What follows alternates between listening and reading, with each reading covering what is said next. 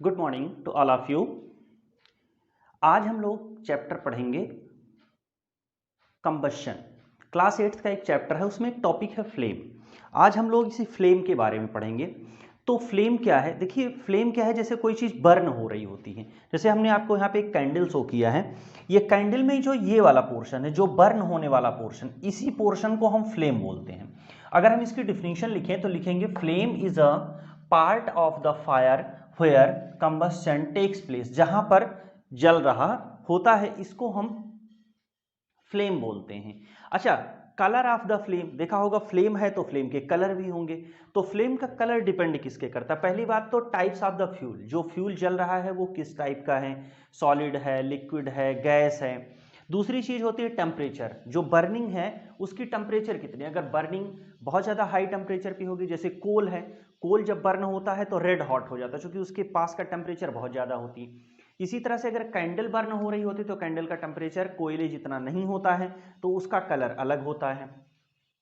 फिर आपका आता है अमाउंट ऑफ ऑक्सीजन। अगर ऑक्सीजन की अमाउंट ज़्यादा होगी तो कलर कुछ और होगा, अगर ऑक्सीजन की अमाउंट कम होगी तो उसका कलर कुछ और होगा। इन्हीं तीन चीज़ों पर हमारा जो कलर होता है, बर्न होने वाले सब्सटेंस का कलर होता है, इन्हीं तीन चीज़ों पर ये डिपेंड करता है।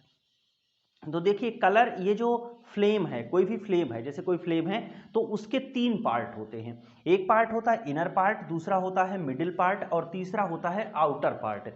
तो पहले हम इसको देखते हैं कि ये तीनों पार्ट कैसे हैं। चलिए हम लोग इसको समझते हैं एक कैंडल के थ्रू। जैसे आप देखिए, ये एक बर्निंग कैंडल है, ठीक, ये कैंडल बर्न हो रही, इसके बीच में ये जो यहाँ पे ये ब्लैक ब्लैक सा अंदर का पोर्शन दिखाई दे रहा है, ये जो बिल्कुल ब्लैकिश पोर्शन दिखाई दे रहा है अंदर का, ये इनर पार्ट है। ठीक है, इनर पार्ट में ब्लैक क्यों होता है? क्योंकि यहाँ पर बर्निंग नहीं हो रही होती है, यहाँ पर केवल जो वैक्स है उसका वेपराइजेशन हो रहा होता है, यहाँ पर ऑक्सीजन अंदर नहीं पहुंच पा रही होती है, तो ये ब्लैक पोर्शन है। इसके ऊपर देखिए आप, ये येलो पोर्शन है, यहां वाला पोर्शन, ये येलो पोर्शन है, ठीक। येलो पोर्शन जो है वो मिडिल जोन में आता है, ब्लैक पोर्शन क्या है, इनर जोन। ये जो येलो पोर्शन है, ये जो है येलो फ्लेम है, ये है आपका मिडिल जोन। इसी तरह से ये जो ब्लू फ्लेम होता है, यहां पे देखिए आप, ऐसे किनारे यहाँ पे अगर आप देखें, ऊपर की तरफ तो ब्लू नहीं दिख रहा है, क्योंकि ऊपर एक एरोमा बन जाता है, ब्लू कलर का एक एरोमा बन जाता है। लेकिन यहाँ पे देखिए आपको ब्लू कलर दिखाई दे रहा है, बाहर की तरफ बिल्कुल आउटर देखिए, बिल्कुल ब्लू कलर दिखाई दे रहा है। ये जो ब्लू कलर है, ये जो ब्लू कलर है, यही आपका आउटर जोन है। और ये आउटर जोन इसके चारों तरफ बना हुआ होता है। और सबसे ज्यादा जो ऑक्सीजन की सप्लाई होती है वो आउटर जोन में होती है। सबसे ज्यादा जो टेम्परेचर होता है वो आउटर जोन में होता है। आउटर जोन नॉन ल्यूमिनस होता है। आउटर जोन जो होता है नॉन ल्यूमिनस होता है, मतलब वो कोई भी रोशनी नहीं देता है, मतलब कोई लाइट नहीं देता, नॉन ल्यूमिनस होता है।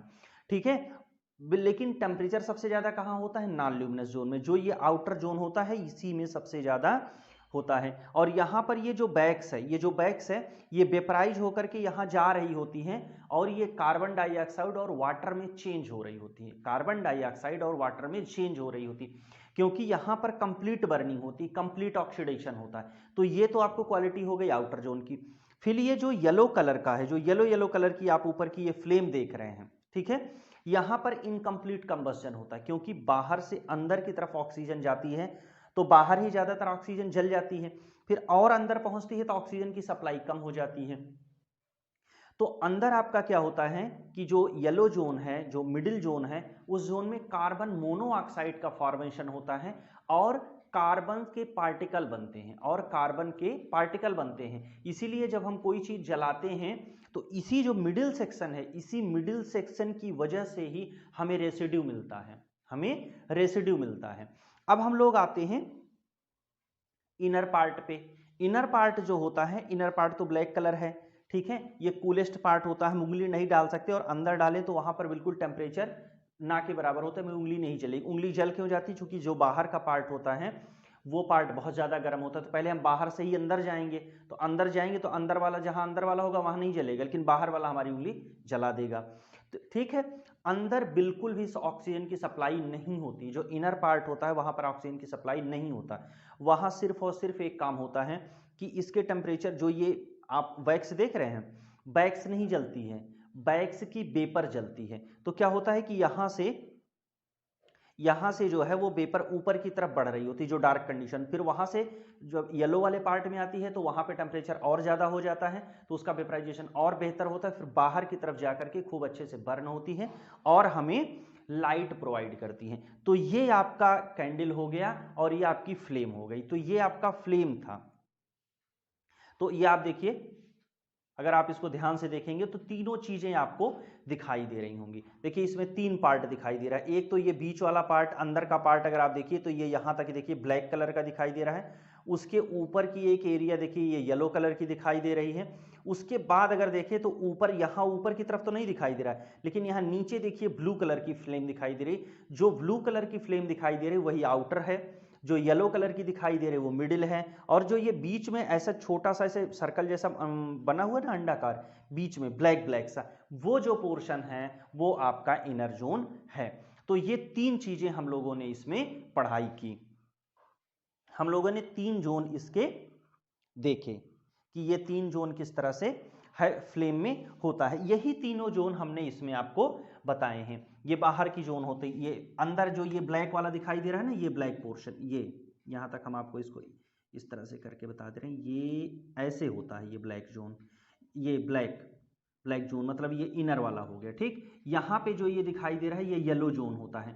उसके बाद यहाँ पे एक, यहाँ पे आपको ब्लू दिखाई दे रहा था, यहाँ पर इस तरह से आपको थोड़ा थोड़ा दोनों तरफ साइड में ब्लू दिखाई दे रहा था। ये जो ब्लू दिखाई दे रहा था यही जो था वो आउटर कलर था। और ये पूरा एरोमा ऊपर का बनता है, लेकिन ऊपर लाइट ज्यादा होती है, वेपर ऊपर की तरफ उड़ रही होती है, कार्बन डाइऑक्साइड हो जाती है, इसलिए यहाँ पे ब्लू फ्लेम नहीं दिखाई देता। लेकिन अगर आप गैस स्टोव में यही चीज देखेंगे तो आपको गैस स्टोव में और ज्यादा ब्लू कलर दिखाई देगा और येलो कलर कम दिखाई देता है, ब्लैक तो बिल्कुल नहीं दिखाई देता, क्योंकि वहां पर कंप्लीट कंबस्शन होता है। गैस वहां पे बर्न हो रही थी, गैस ऑलरेडी वेपराइज कंडीशन में होती, ऑलरेडी गैस कंडीशन में होती है। और इसमें कैंडल में क्या है, कैंडल में सॉलिड से लिक्विड में चेंज हो रहा है, लिक्विड से फिर वेपर में चेंज हो रहा होता है। तो इस तरह से हमें अलग अलग इसमें दिखाई देता है। तो इस तरह से हम लोगों ने ये पढ़ा फ्लेम। फिर हम लोग अगर हम इसकी कंडीशन पढ़ें कि ये किस तरह से हो रहा है, तो पहले यहाँ पे आपने देखा होगा कि यहाँ पे वाटर वाटर जैसा फील रहता है, लिक्विड वेपर जो है वाटर वाटर जैसी फील रहती है। तो पहले ये जो सॉलिड सॉलिड आपकी वैक्स है ये लिक्विड में चेंज होती है, और जो लिक्विड वैक्स है वो आपकी जो वे विक है, विक के थ्रू ऊपर की तरफ मूव करती है, और मूव होने के बाद वेपर कंडीशन में यहाँ सब वेपर होती हैं, वैक्स की वेपर होती है, और वही वैक्स की जो वेपर होती है, वही वैक्स की जो वेपर होती है वो वेपर बर्न होती है और हमें लाइट देती है।